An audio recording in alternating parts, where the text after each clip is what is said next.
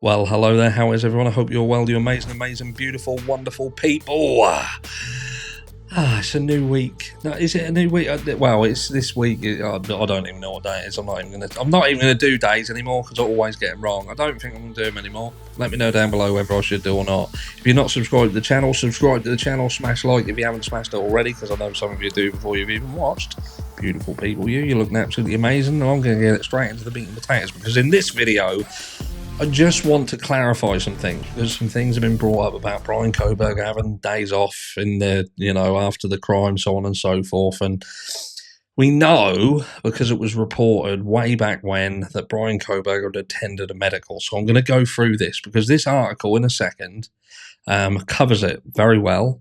And it also gives you some insight also into someone else who spoke about Bryan, who had spoken to him after these murders actually took place, and give you an insight into what they thought and felt about their interactions with Bryan, which is interesting, considering this is from way back when, before the wheels of the overarching narrative of Bryan Kohberger being guilty have kind of hit the ground running, so to speak. But what I do want to say is we've got Mother's Day coming up only in a few weeks' time. Okay, Mother's Day. Now, if you've been around the channel for a while, I have done work alongside Rose Forever in New York. Now, Rose Forever, they basically make flowers that last pretty much forever. Not forever, but for a long time. A long time. So if you're a bloke, you could buy flowers for your other half, and you probably wouldn't have to buy her anymore for a while. Do you know what I mean? So rather than having to buy them frequently, just buy this one set, and then, you can get loads. Well, you get loads of credit because they'll last forever. Nearly forever.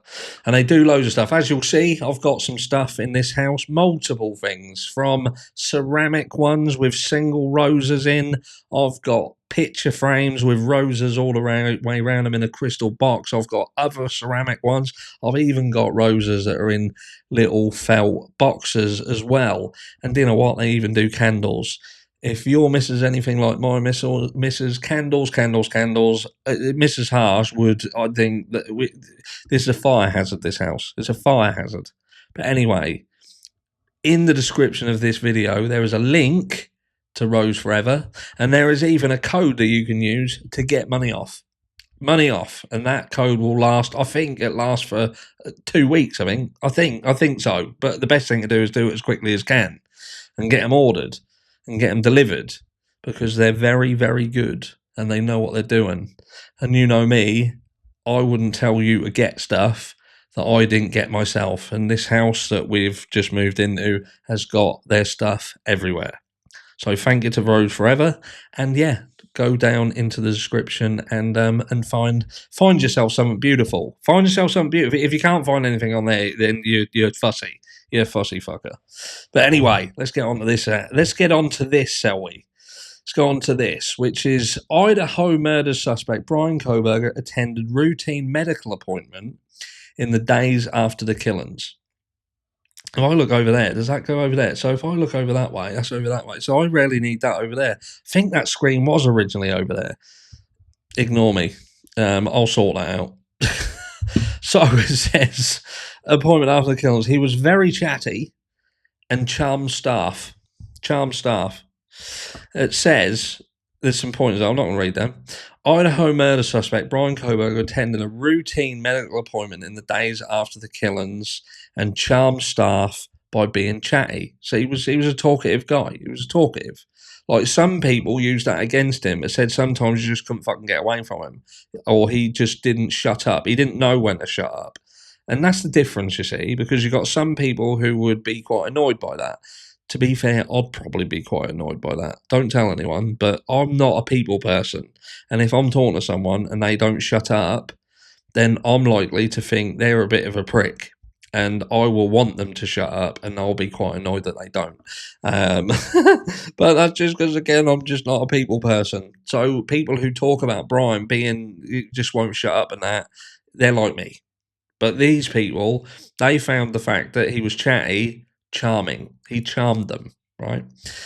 Kohberger, 28, attended a medical appointment just 4 days after Kaylee Madison Mogan, Xana Knodel, and Ethan Chapin were murdered in the off-campus home on November 1st. He has since been charged with their murders.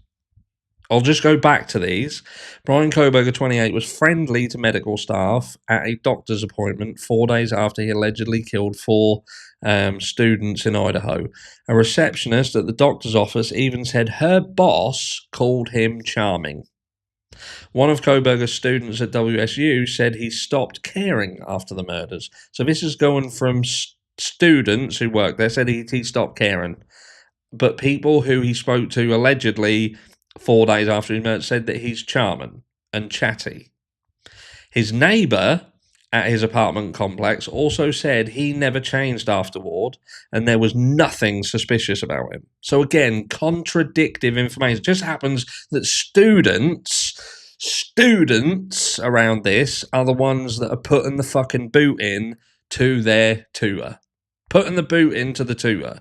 But people who are professional people who had been around Bryan Kohberger in professional settings, and the neighbour who was around Bryan in a non-school setting, nothing to do with the fucking the University of Washington, whatever.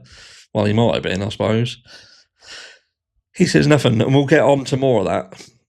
So let's go further down. So it says a receptionist at a doctor's office who spoke to Insider on the condition of anonymity said the murder suspect was so friendly her boss took notice. The receptionist said her boss commented he was so nice and charming. Nice guy. A neighbour, Aaron Dash, who lived in the same apartment complex as Kohberger and Pullman, described him as chatty. So again, affirmation that Bryan Kohberger was just a chatty person in the days after the murders, but added that there was nothing suspicious ever about him. Nothing suspicious ever about him. Okay? So remember, these are people who know Bryan, who had interactions with him. A receptionist at the doctor's office who asked for anonymity said the murder suspect was so friendly her boss took notice. She said, he's so nice and charming. She never says that about anybody. The receptionist said, I was like, yeah, he really was. Charmed, mate. Charmed. Dash told Insider that Kohberger had always been friendly and he often attempted to make plans despite their schedules not lining up. He asked me what I was studying, where I am from. He would make just friendly small talk. Another student described Kohberger in a similar way, saying he talked to everyone. He was a very chatty person, not charming, but outgoing. So we've heard some contradictive information, haven't we?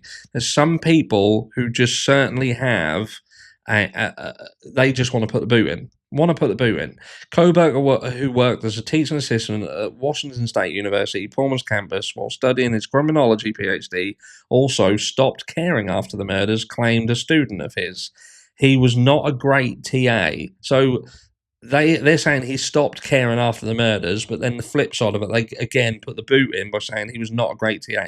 So they don't like him.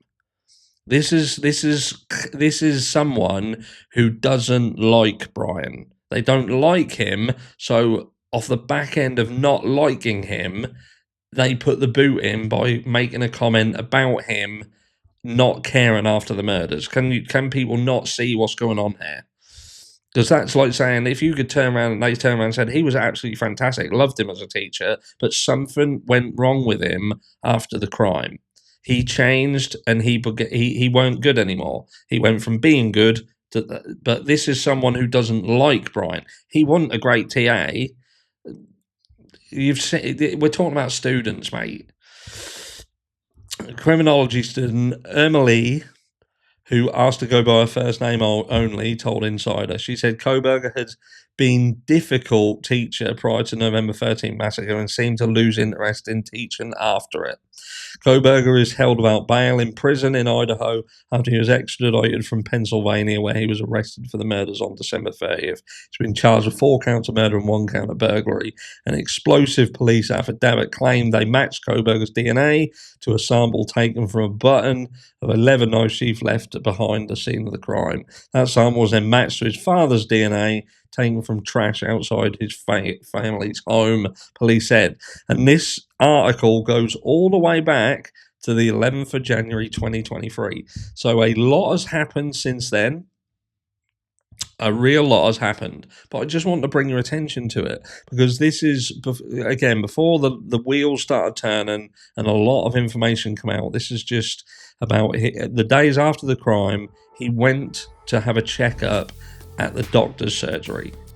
He actually had an appointment, routine medical appointment. He didn't miss that. He didn't call in and didn't go to it. He went to it. And he acted normally. And we've also got someone who was a neighbour of his claiming that there was never anything suspicious about the guy. There you go. Might be nothing, but I just want to bring that back into focus for some people who perhaps hadn't seen this, hadn't listened to it. And keep your eyes peeled because there'll be more videos coming today. Love you all. Oh.